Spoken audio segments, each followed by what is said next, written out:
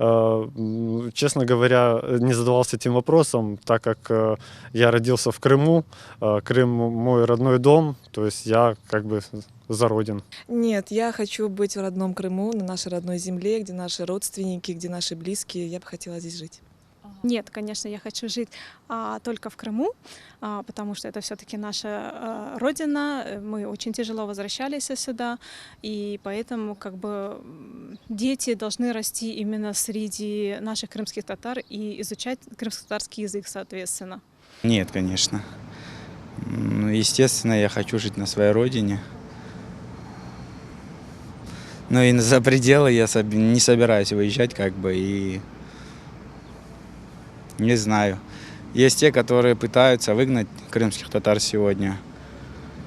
Но Аллах шкур, джамаат держится, и как бы каждый старается остаться здесь, на своей родине, воспитывать здесь своих детей.